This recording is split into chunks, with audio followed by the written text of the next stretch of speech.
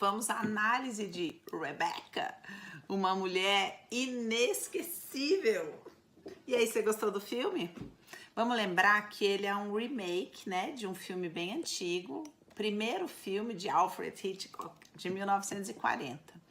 E esse filme que a gente assistiu, ele é um pouco mais suave, ele é um pouco mais adocicado, é um pouco mais sessão da tarde do que a versão original, mas traz uma temática sensacional pra gente falar sobre o feminino, tá? Então vamos colocar aqui uma primeira questão, que é mais um filme de Cinderela. Inclusive eles escolheram a própria atriz, a Lily, alguma coisa que eu não lembro o nome dela agora, própria atriz de Cinderela para representar a heroína do filme, né? Então, é como se fosse o pós-casamento da Cinderela, né? Porque ela é a órfã, pobre, humilhada, né, etc., que tá ali trabalhando como dama de companhia de uma mulher rabugenta, mesquinha, interesseira, etc. E aí conhece o homem mais rico da alface da terra inteira, né? E ele se encanta por ela, pela doçura, pela fragilidade, e aí, ostras no café da manhã. Que tal, né? Eu acho que o mais legal desse filme é que tem duas bruxas.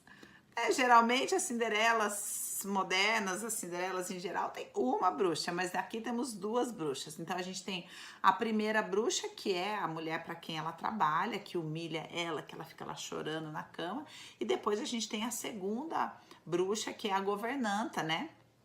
Que ela encontra quando ela chega, como que é o nome da governanta? A senhora Danvers, quando ela chega em Manderley, né? Que é a tal da mansão, etc. Então, vamos começar a olhar um pouco aqui. Primeiro, eu queria trazer dois aspectos. Um primeiro é a questão do casamento, né? O casamento idealizado, uma coisa que a gente vê tanto em consultório. O casamento idealizado, então antes do casamento só se pensa no quê? No vestido, na festa, no isso, no aquilo, na casa, no apartamento, no sei lá o quê. E aí depois do casamento, quando chega em Manderley, se descobre um aspecto que não se conhecia, né?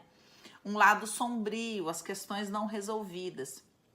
Então é importante a gente lembrar que casamento é um lugar de cura, e chega uma hora que os assuntos que precisam ser curados, eles emergem, né? Então a gente vai ver ali que os assuntos do Maxim, né, emergem ali quando volta em Manderley. Aquele momento lá das férias e tudo mais era um momento de fuga, mas ali no núcleo da questão chega o ponto a ser curado. Então, veja, ela se apresenta para ele como aquela jovem moça que tá, sabe, aberta a ser conduzida numa dança, né?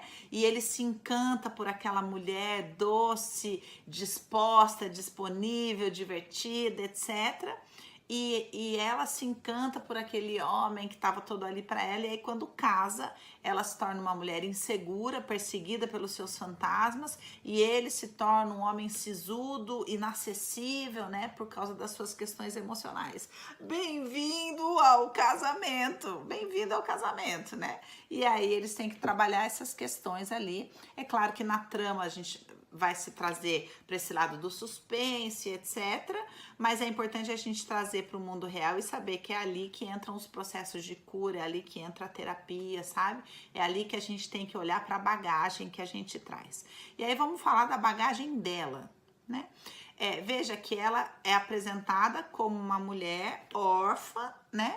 Perseguida pela sua patroa, e aí quando ela vai para Manderley, ela começa a ser perseguida pela governanta. Então aqui a gente vê uma sombra da história, que são essas mulheres que não têm uma identidade desenvolvida e que sofrem dessa perseguição, dessa identidade narcisista da mãe, né? Então essas duas bruxas aqui, cada uma num lugar, vão representar essa mãe repressora, né? Que que quer manter essa jovem mulher oprimida, essa jovem mulher sem identidade. Aqui também a gente vai ver que por que será? Isso que eu queria trazer para vocês, mulheres. Por que será, né, que uma mulher precisa tanto dessa competição com as outras mulheres para se desenvolver na sua identidade, né? Então, em cada situação a gente vai ver uma temática, né? A mulher que compete com a irmã, a mulher que compete com a mãe, a mulher que compete com a amante, a mulher que compete com a ex, né? E o que acontece quando essa mulher entra na competição? Parece que uma erupção vem dentro dela, né? Quantas vezes a gente vê aquela mulher que tá lá, morreu, esqueceu de deitar no casamento. Aí aparece a amante, o cara começa a sair com a amante, não sei o que. Aí de repente ela resolve ir pra academia, ela resolve emagrecer, ela resolve cuidar da aparência, ela resolve ter um apetite sexual que ela não teve durante todo o casamento, sabe? Por quê? Porque apareceu uma mulher para ela competir, né? É aquela coisa da mulher que se arruma para as outras mulheres na rua. Por que será que a mulher que não tem identidade formada, e já fica a dica, né? As mulheres que não têm identidade formada ficam buscando como referencial as outras mulheres, e quando acham um referencial para admirar, absorve tudo que pode e depois quer destruir. É uma relação perigosa, né? Dessas mulheres que não têm uma identidade formada por conta das questões da sua relação com a mãe. Então aqui vou repetir a cartilha de que não há cura do feminino sem se trabalhar a questão com a mãe, que no filme aparece representada nas duas bruxas, tá? Que oprimem ela. Aí vamos falar de Rebeca, porque Rebeca é a questão do filme, né? Hitchcock, com a sua maneira extraordinária, sábia, né, de enxergar o feminino, traz Rebeca como essa mulher idealizada. Então a gente nunca vê a Rebeca e a gente vai sendo conduzido, né, a imaginar essa mulher idealizada, né? Vamos falar, você sabia que uma curiosidade, você sabia que esse filme de Hitchcock já foi tema de muita tese de mestrado em psicanálise e coisas do gênero, porque tem muito conteúdo ali dessa emancipação do feminino, né? E essa Rebeca representando todo o conteúdo sombrio. Então, Rebeca evoca a sombra de todos no filme, né? Então, você vê que, em nome do relacionamento com a Rebeca, como é que é o nome dela? A senhora Danvers se autoriza a um comportamento sádico com a jovem Cinderela, né? O que o Maxim sentia pela Rebeca? Ódio, né? A gente só descobre no final. Ódio, por quê? Porque, na verdade, ela fazia... ela levava ele a questionar toda a masculinidade dele, né? Ele se sentiu humilhado porque ela personificava esse aspecto sombrio da mulher, do gozo excessivo. Isso é uma temática psicanalítica, né? Esse excesso de gozo condensado nessa Rebeca, que diz que era linda, que diz que era sensacional e que diz que se dava o direito de se envolver com todos os homens e seduzia mesmo e tinha prazer nisso, e cada um com seus problemas. Como que a gente lida com uma mulher dessa?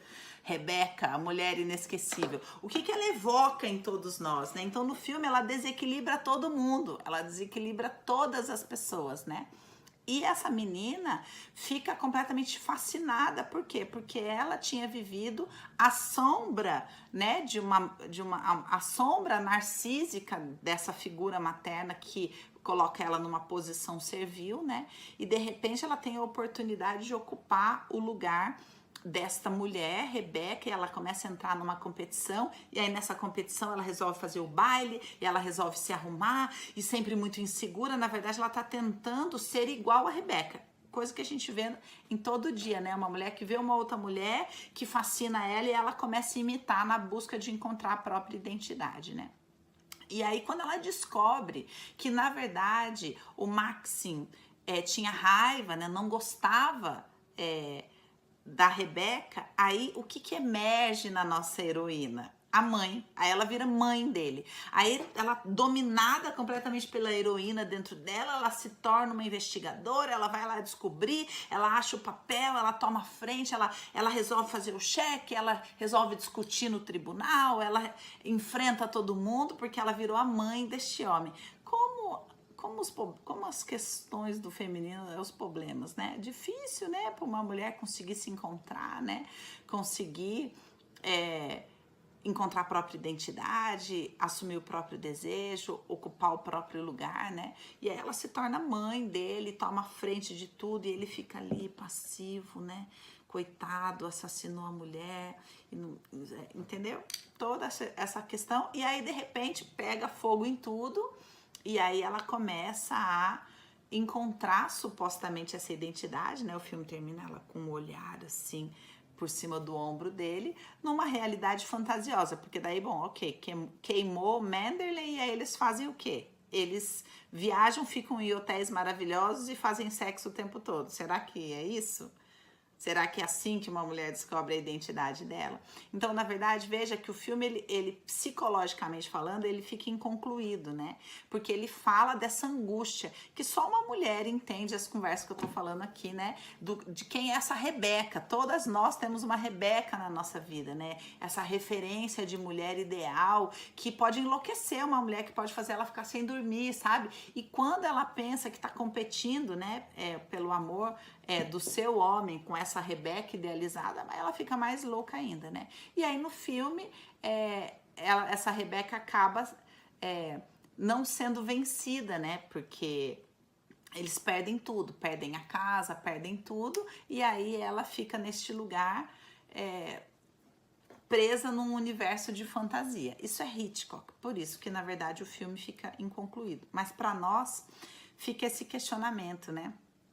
Como é difícil lidar com uma mulher que assume o próprio prazer e o próprio desejo. O quanto essa mulher que assume o próprio prazer, o próprio desejo, a própria beleza e que decide gozar da própria identidade, faz com que todos ao seu redor percam o eixo. Essa é Rebeca, a mulher inesquecível, né?